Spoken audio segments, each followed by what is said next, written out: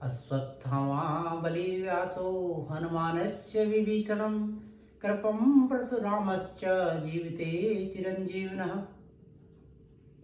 भारतीय नव संवत्सर 2080 जो कि 21 मार्च की रात्रि 10:24 से प्रारंभ हो जाएगा और सूर्य की पहली किरण जब 22 मार्च को इस सृष्टि को आलोकित करेगी, तब हिंदू नव संवत्सर जिसका नाम पिंगल होगा, उसको सभी धार्मिक कार्यों में संकल्प हेतु ग्रहण किया जाएगा।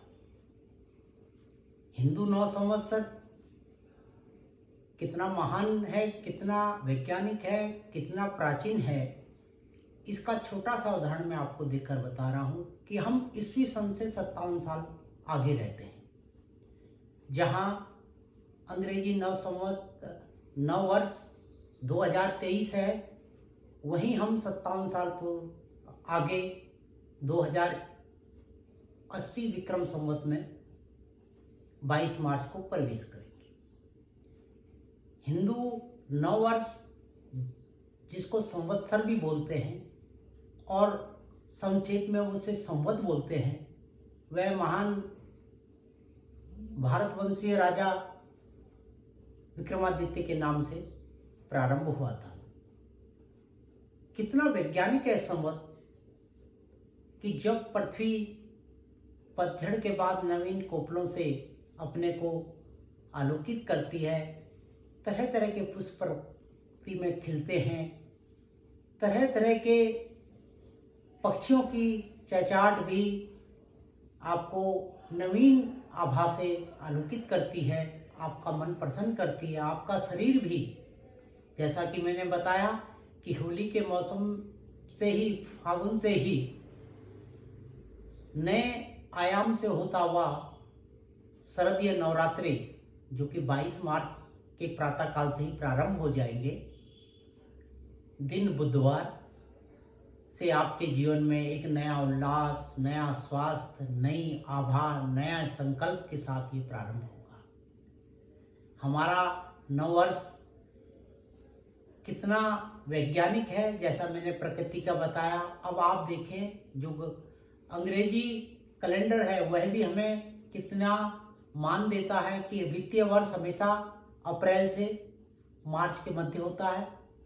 स्कूलों के सेशन भी इसी बीच बदले जाते हैं। सरकारी कामकाज में जो भी अपना वर्ष का लेखा जोखा होता है वो 31 मार्च को पूरा होता है। 1 अप्रैल से नई बही खाते, नया सिस्टम प्रारंभ होता है बैंक की। आप लेखाबंदी को भी इसी प्रकार एक उदाहरण में समझ सकते हैं। तो हम भारतीयों को अंग्रेजों ने भी, विदेशियों ने भी किस ढंग से अपनाया है, इस पर हमें गर्व होने का आभास होता है। भारतीय नव संवत्सर में यह माना श्रुति और स्मृति, श्रुति जो हमने अपने प्राचीन इतिहास से सुनी है और जो हमारे स्मृति में रही है, और ब्रह्म पुराण के अनुसार चैत्र शुक्ल पक्ष प्रतिपदा को ही ब्रह्मा जी ने इस सृष्टि का निर्माण किया था, और भगवान विष्णु ने जो इस सृष्टि के पालन करता है, उन्होंने प्रथम जीव का भी, जीव श्रृंखला का निर्माण भी इसी दिन किया था। स्वामी दयानंद सरस्वती ने आर्य समाज की स्थापना भी इसी दिन की थी। सिखों के पूजनीय गुरु, द्वितीय गुरु अंगद देव जी ने भी सिख पंथ की स्थापना भी इसी दिन प्रारंभ की थी। तो इस दिन की महत्ता, गरिमा को हम अब आसानी से समझ चुके होंगे। अब हमें किसी के बुराई के या किसी की बुराई करने का आवश्यकता नहीं है, हमें अच्छे काम ही करने। लेकिन यदि एक कक्षा में 30 विद्यार्थी हैं तो उसमें सर्वश्रेष्ठ कोई क्यों है? तो आपके पास लिखित मौखिक प्रमाण उसका होना चाहिए। तो हिंदू, जिसको ग्रेगोरियन कैलेंडर कहा जाता है, हिंदू नव संवत्सर उससे कितना वैज्ञानिक है। जब आप देखें भारतीय धरा पर, हम 1 जनवरी को जब नव वर्ष मनाते हैं, अंग्रेजी नव वर्ष मनाते हैं, कैलेंडर बदलते हैं, तो कब मनाया जाता है कि जब बहुत शीत होती है, कोहरा होता है, रात के 12 बजे खाद्य चीज़ों का सेवन करके लोग हो हल्ला करते हुए रात 12 बजे घोर रात्रि में इस वर्ष का आगमन की खुशी मनाते हैं। हमारा नववर्ष हमेशा सूर्य की प्रथम किरण से प्रारंभ होता है। सूर्य की पहली किरण जब इस धरा पर चैत्र शुक्ल प्रतिपदा को छूती है तो हम देवी पूजन, देवी भागवत, व्रत त्योहार से एक सुंदर आभा से नवीन वर्ष धारण करके इस दिन को मनाते हैं।